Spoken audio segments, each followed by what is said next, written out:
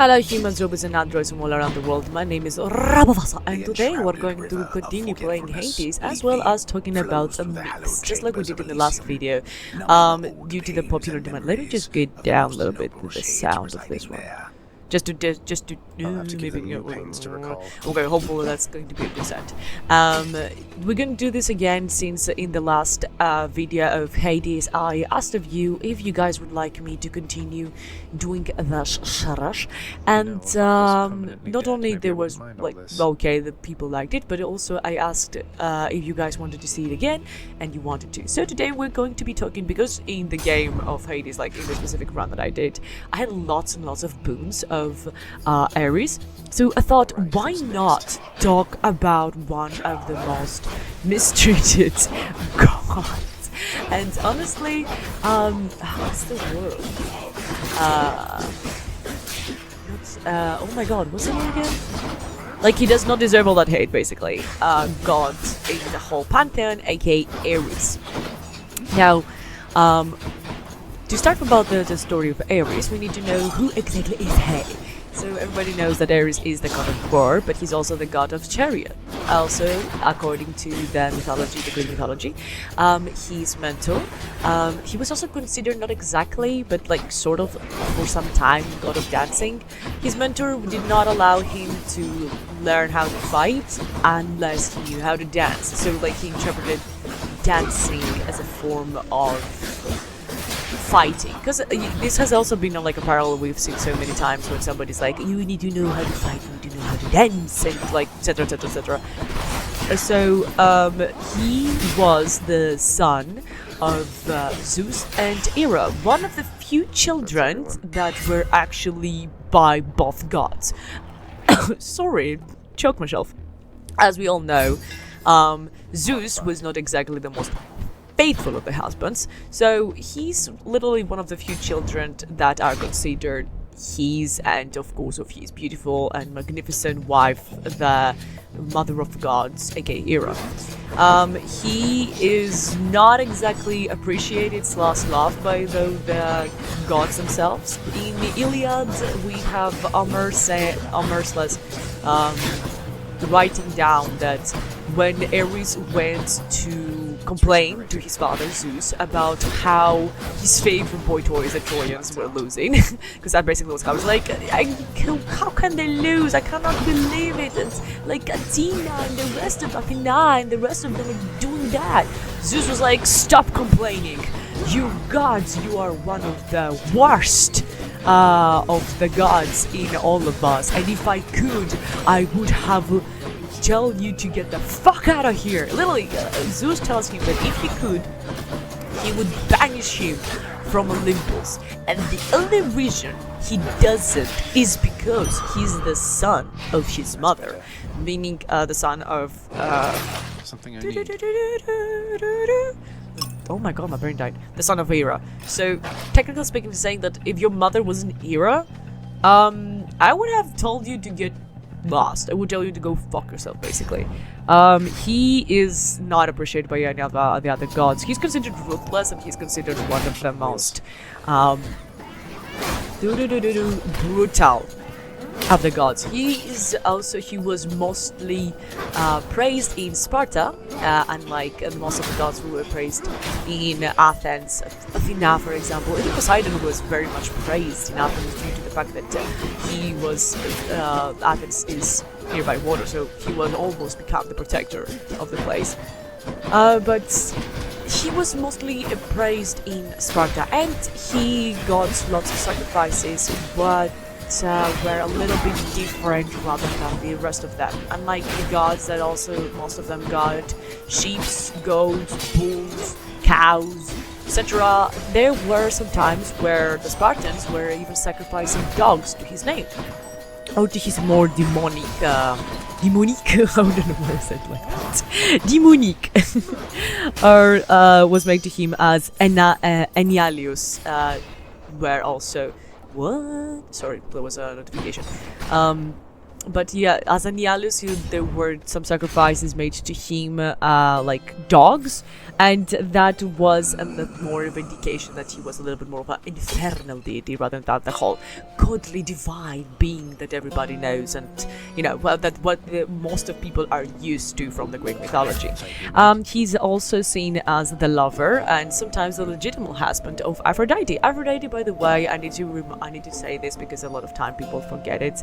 She's also considered the goddess of war. Like, she's not just the goddess of beauty and of love. She was considered the goddess of war in Sparta, and she was praised along with their beautiful, wonderful lover slash husband in some versions, Ares. I mean, they were praised in both of their names, and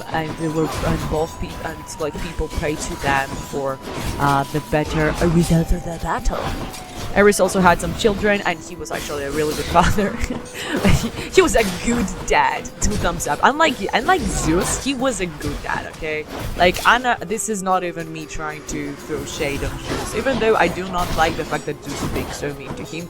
And it's actually something interesting that I have seen in media, for example, both in the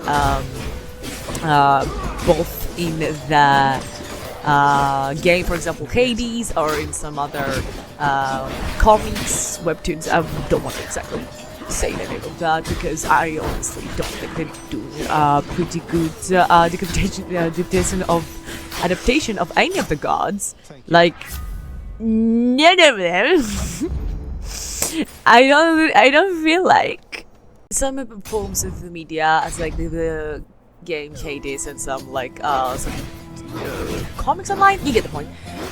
As I said before, that kind of hatred from Zeus to his son Ares can be seen in Hades. For example, we do have Zeus commenting on Zagreus as he favors the boons given to him by the god of war, and he's like, "Oh, so you are being good with Ares? Huh? Interesting. I wish you were my son." Joking. Am I though? Anyways. But Ares, as I said before, he was a very good dad, unlike his father Zeus. He had some immortal and mortal children.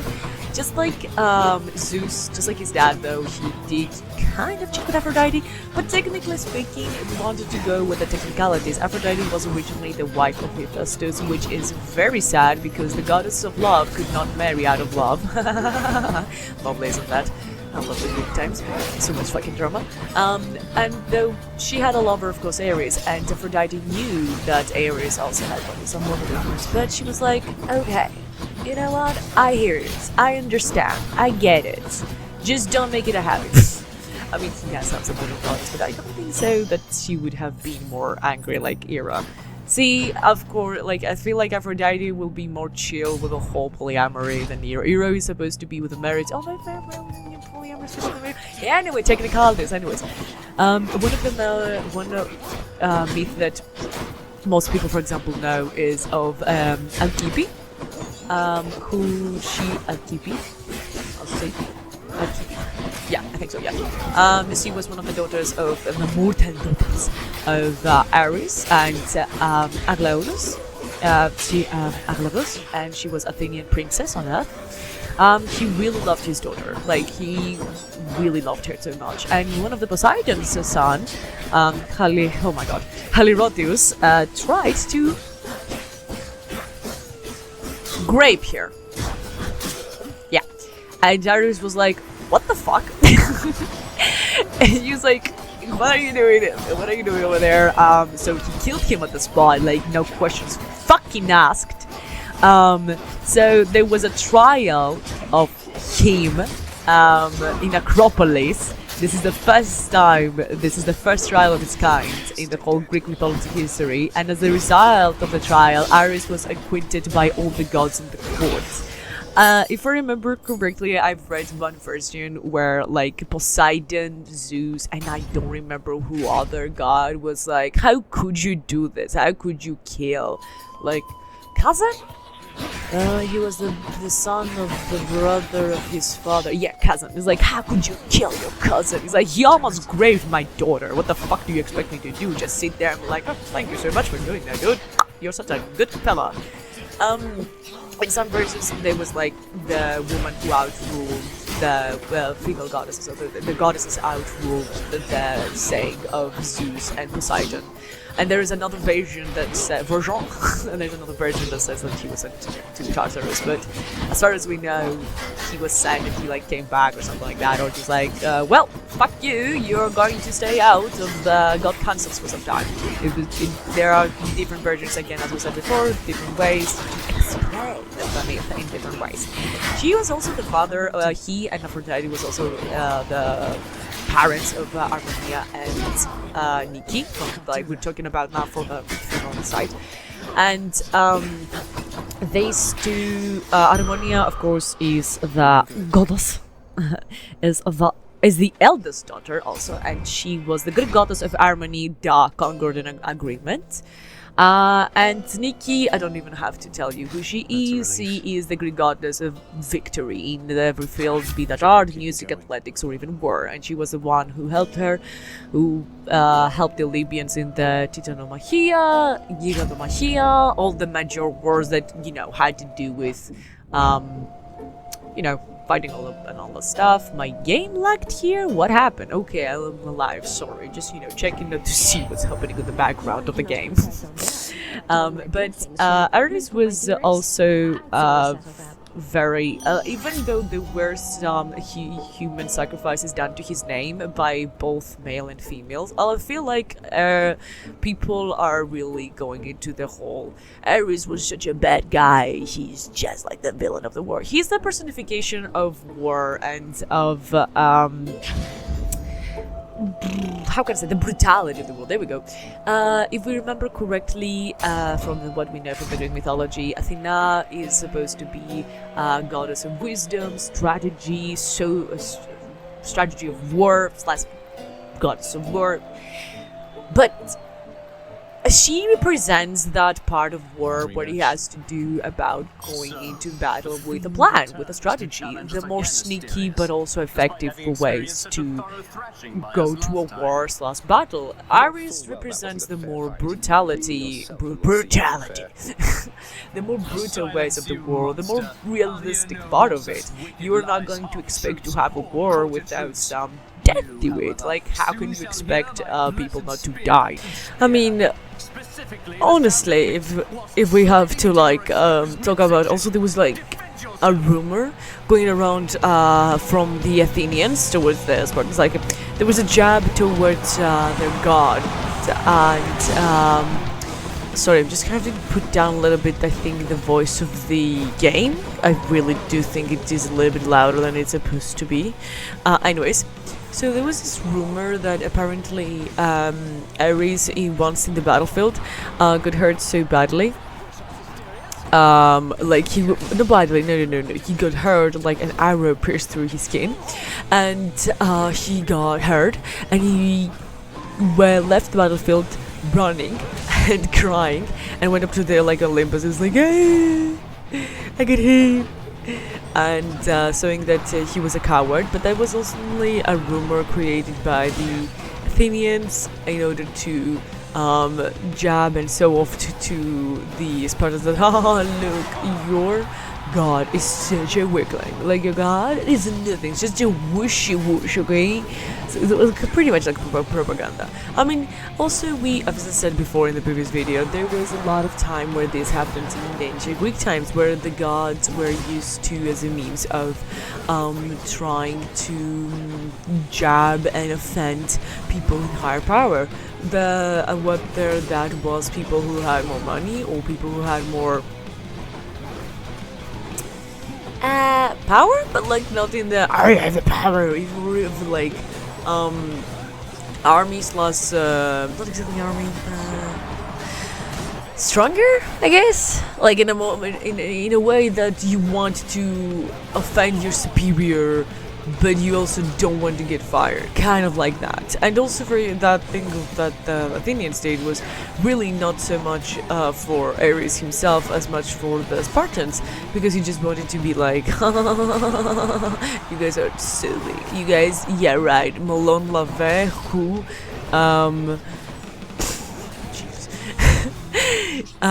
but yeah, also another little fun fact, slash rumor thing was that Ares was wearing his helmet because he did not have a beard, like he did not had like zero hair, facial hair, and like he had the biggest baby face ever, and that's why like people didn't want to see his face, and I find that very funny.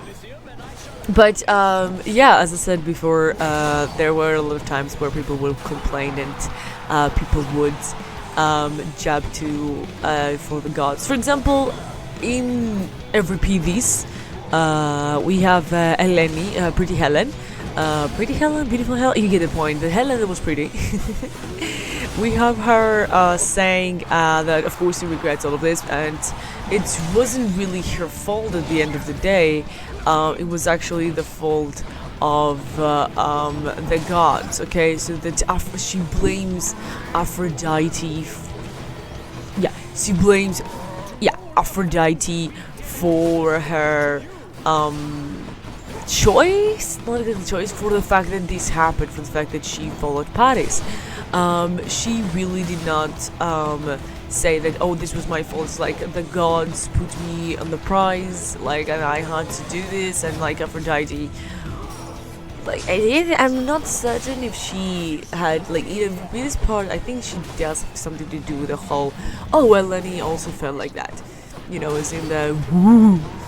But yeah, she like in Omeros though, in Odysseia we see Eleni telling Telemachos and Menelaus that she so much regrets this choice of hers, and she was dumb and stupid, and how could she have done that. So like I really enjoy this because we see the two different versions and how Omeros describes Eleni as in that she realized that she made a mistake in the more of a fashion of it's not like she did not love Menelaus, she really did, but it was more like that she was enamored. Like, of course, in a way, Amorous is also saying that Ellen is blaming the gods, but she's also blaming herself. Whenever Pedes, Ellen is blaming also the gods, which is very interesting in a way of seeing how each of these two describe the same character in different ways. This is actually one of the very cool points of Greek mythology, that the same characters in the same story, but with a completely different aspect. It's so freaking cool. I really enjoy for that reason. For example, Odysseia has like so many different versions, like the OG version. Was it the OG? In like the version of the I can't say the first one, but like in the most widely, the two most widely known versions are the one where he actually sleeps with Circe, and the other one is that he doesn't, and he just stays in her island for like 1 year to stack up supplies, have his men relax, etc, etc, etc. And there is even this sort of fan fiction there's even that sort of fan fiction where it says that Circe actually gets pregnant, and she has the child of Theseus, who goes to find him to be like, Father, Papa, it's me, your son. But he does not know that it's his son, and he's like, who the fuck are you? And the son's like, who the fuck are you? It's like, I asked you first, I asked you second, and they fight, and he kills, and then he goes to Telemachus, and he goes to it's like, hey, where's your dad? No, where's your dad? I need to find my dad. And he's like, oh, no worries, I will find him together. And debating if I want to quit here. It's so real. And he's like going back to Cersei, and they're like, Cersei, so me, I found those 2 people, very nice people, 10 out of 10, and they told me they can help me with my dad, and like you can help with blah blah blah. And Cersei's like, oh, your dad is Odysseus, the guy that you killed. It's like, oh, cool. Well, can I marry my dad's wife, and and his son can marry you, mom? We can be a happy family. That was like, that's not like the official ending of Odyssey. That was like a sort of a fan fiction. I say fan fiction because pretty much that was what type of thing it was, honestly. Hilarious even. And yeah, it was like there's so many different versions. So there's another version basically where Odysseus dies from a bow from a fish bone in his soup. Yeah, from a fish bone in his soup. Well, there's another version that basically he gets hit by the... I also, by the way, left this part in because of the fact that we see Evridiki, and she's so pretty, isn't she? Isn't she like so pretty in this game? I mean, in general, she's not very pretty, but she's so pretty in the game. Anyways, but yeah, there's another version that basically says that he dies from one of the, like, from his own boat slash ship, and I think that's basically taking the ending of Jason. I think Jason died from that, lol. So they put that also in the Odysseus. This doesn't exactly finish. This doesn't finish with the whole thing of, and then they lived all happily ever after, and everybody went home. And after so many years, Odysseus died. It kind of finishes in a matter of fact that, vengeance, you know, revenge has been said, vengeance has been said, blah blah blah blah blah blah blah. Also, seeing Evridiki over here, I think it will be so nice to talk about her myth as well with Orpheus. Also, I'm jumping from one myth to another, just like a ping pong. But I really want to talk about that as well. Yeah, there we go. Okay. I love that it says that. Yeah, there we go. Okay, so Evridiki's tale is so freaking cool, and that's because it's okay. So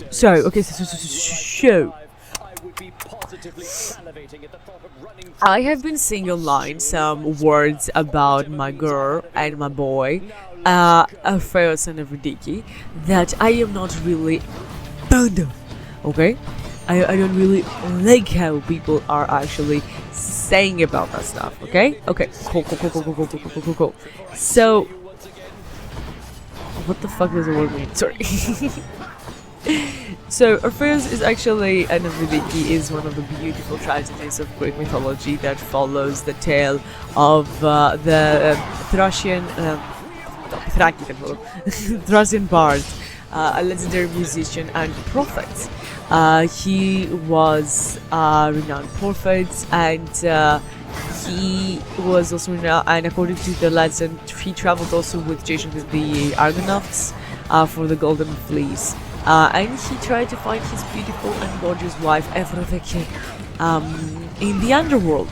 Now that's a beautiful and such a sad story. I cannot, like, spread. So that's what I want to say basically, is that many people have been like, saying that, oh, I would definitely look behind me. And I'm like, what the fuck are you talking about? I would definitely not look behind me. I'm like, what the fuck are you talking about? You would, shut the fuck up, you would. Okay? So, while walking among her people, the Siconas in tall grass at her wedding, Evridiki was set upon by a satyr. And she tried to escape that satyr, but she actually fell into a nest of vipers, and, well, she got beat and she died. Orpheus, of course, was discovered here. I grieved, played sad and mournful songs. All the nymphs and gods wept. They were like, "Oh, please, Orpheus, we can't anymore. Just go to the underworld to fetch your beautiful, gorgeous wife." And he's like, "You guys are so right. I'm gonna go down there." So he travels over there. He goes to the underworld. He enters the underworld, and upon there he finds, I know the version of it that he only finds Persephone, but apparently there is a myth where basically he finds both Hades and Persephone, and I found that pretty interesting because I only knew of only finding Persephone. Anyways, so he starts singing and saying with beautiful wording and with beautiful music how much he misses his wife, how sad he is, and he cannot even, okay? He misses his wife. Also, if you guys see me pausing the game, it's because my hands were getting sweaty and I had to wipe them off because I was nervous. Anyways, so you go down there, they're like, you know what, okay, we will allow you to take back Aberdiki, which is pretty much not allowed because she's kinda dead, and you know, taking her from the underworld is a little bit of a no-no. I swear to god, if my voice is not again loud enough, I'm gonna... Oh my god, wait a second, hold on. Okay, it's probably gonna be fine, hopefully. Anyway, anyways. And, so not allowed to the underworld. He's like, okay, of course you can go, then take her back on Earth with you, on one condition. He should walk in front of her, and he should not look back until both of them has reached the upper world. At first it's pretty cool, and he starts going bob, and they start doing that. And she is, and then they just go outside, and Orpheus is like, okay, I'm outside, we made it, I'm so glad about this. And like, he turns around, and he finds out that Evridiki did not actually pass by the entrance of the other world. She had not just, like, she was like one, I've seen some pretty art where basically she has like one leg over the over on Earth and one towards the underworld, and the moment that he looks where she's going to press the other leg towards the surface, so she's like shocked that, oh no, if you just wait a little bit longer I would have done this. I'm like, dude, what do you mean you would not have turned back the moment that your feet were touching the outside? Okay, number one, I don't know how the underworld works, but I'm pretty sure that the steps of the people were not very much heard of. Also, I'm guessing that she was like in a more of a ghosty form. I don't know why I'm explaining the myth in like a manner of, oh, if I was there, I would definitely see it like that. But yeah, that's the tale. And basically, I just think that perhaps like he was very too eager to see his beautiful wife, okay, and he thought that, you know what, I passed, she probably did as well. So, wife. Okay, do not dare blame my boy or face for doing that, okay? You guys are terrible. Whoever says that they would not look, you would look faster than our face would, okay? You would look half minute and be like, you there? Okay, I don't trust you. I never trust you.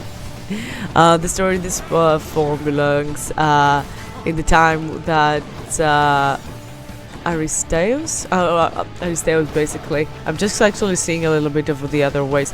However, there is a mentioned writers that speak of Orpheus visiting the underworld in a more negative light. According to Phaedrus in Plato's Symposium, the fellow gods only present an apparition of Eurydice to him, which is worse. And like, since his love was not true, he did not want to die for love. He was actually punished by the gods, first by giving him only the apparition of his former wife in the underworld, and then by being killed by a woman. I can't speak.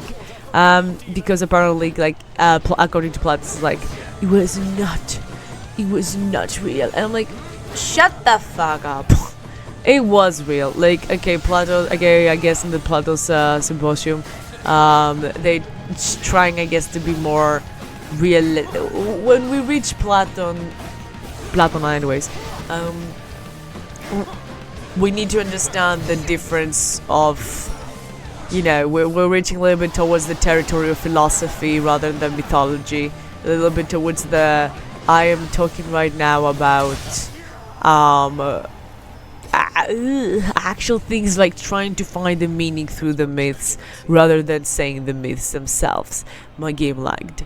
Lovely.